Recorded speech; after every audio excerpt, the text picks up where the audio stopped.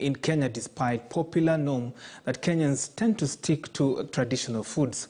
Today on Women in Business, Vivian Wandera speaks to Cindi Hera, who started her own catering business that focuses on Arab, Indian and Pakistani foods, and brings us her story. Take a look.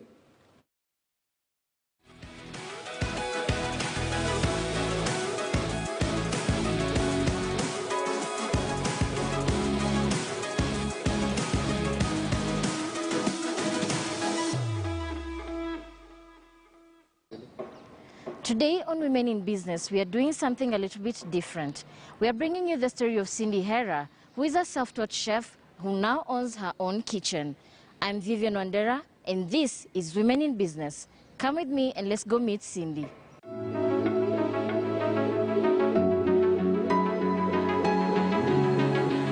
Hi. Hey, how are you? Welcome to Cindi's kitchen. Thank you. My home. Thank you. Let's go.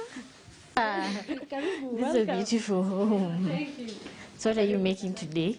Today we have a new menu for you, just tailor-made. Okay.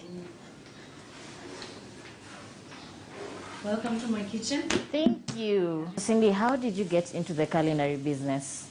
Cooking has always been one of my interests. As a natural, I'm a self-taught chef. So I started in 2018 and I decided to just quit employment altogether and venture into this since I'm an artist, I'm a creative, I like creating. All my creative juices flow as I'm doing my thing. So is this what you always envisioned yourself doing? No. I started working in Dubai first. I was in the PR sector and I worked there for 8 years under Imar, the address hotel. I moved in here, I worked with Ole Sereni, I worked with Tribe Hotel, still on the front of the house. I didn't think I'm going to venture into cooking, but during my break times, I used to go into a chef's room and look into here and there, and since my background is from the coast, I have the taste for spice. My food is mostly from India and Arabian kind of cuisines. And I thought employment is just not going to work for me because I used to wake up really early, like say 4 o'clock, I'm in town by around 6 o'clock. Being a mommy, it didn't work. I come home late and I find my kids asleep. I needed something that worked for me, and that's why I started with cooking. And that's how Cindi Kitchen was born. What was the initial investment into the business? I can say a rough estimate, I could say I could put roughly 2 million. I started with this, I buy another pan, another what, and then we got into some profit while you're going into events, and we invested in a van, we invested in big equipment, and now we are ready for a full-blown kitchen. So how many orders do you have in a day? In a good day, we have up to 150. On a bad day, we have less than 50. So what does a typical day for Cindi look like? A typical day is out and about. We start in the morning, we start with breakfast. Breakfast is usually mahamri, we have sandwiches, we have coffee, we have juices, we have smoothies. Then we close. I usually tell my WhatsApp group members we're closing at 11 so that we have ample time to do lunch. Then we start lunch up to 2 o'clock. Deliveries, I have motorbike deliveries. I've not signed into Glovo yet, but most of my delivery guys are usually prompt on delivery. But that's what we're struggling in the entrepreneur sector. Okay. So what challenges do you face in your day-to-day work? For example, this is my home kitchen. So I have my kids, I have my nannies, they have to roll in and we are excusing each other. I have to use the kitchen at a particular time. That's why I built the outside dirty kitchen, as I call it. And sometimes my kids are home, they need my attention. Sometimes, since I have not learned the duty of delegation yet, it's very hard. And I have to split myself in between mommy and chef since I'm working at home. And that's where my challenges usually lie in. 2020 was a very difficult year for many businesses, and many people shut down their different kinds of businesses. But you managed to survive, and you're still here today. How did you get through the pandemic? I also kind of lost it when COVID hit. I was amongst the people who felt like they want to close down. But since my kitchen had the whole online thing from the beginning, I think I played safe. The business helped itself. My neighbors helped me up. My clients helped me up. Every time I wanted to quit,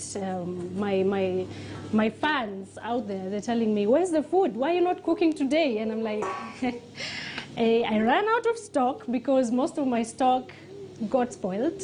Most of my stock we ate during the COVID pandemic when there was a lockdown. We ate all of it. But every day we wake up and there's a new challenge. And everyone, my clients have been really supportive on that. Every time I want to down my tools, I feel like today I'm just going to post this oven, I'm going to sell it. Someone wakes up and says they want food.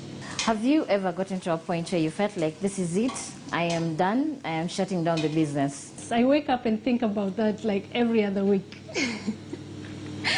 Especially when you go for events and I have to come back and give feedback to my spouse and my children. They're expecting me. They're like, Mommy, how did Naivasha go? And I'm just there like, we made money and we made losses. Because business has its graph. There's the highs and the lows.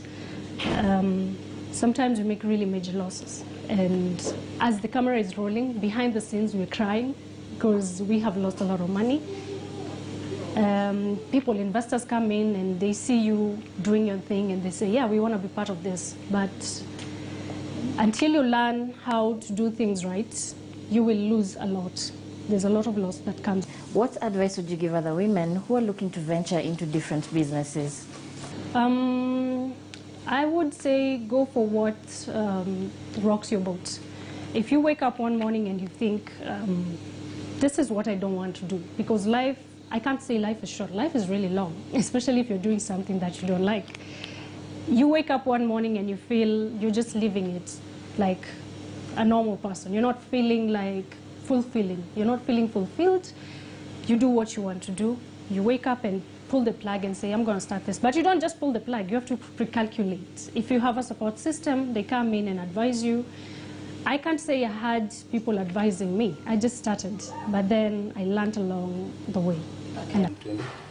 I'm currently making chicken in butter sauce. And my goodness, it smells so good. Cindy's story is unlike any other because she has risen against all odds, from a self-taught chef to having her own business. And she continues every day to provide the best service to her customers. Vivian Wandera for KTN News in Imara Daima, Nairobi.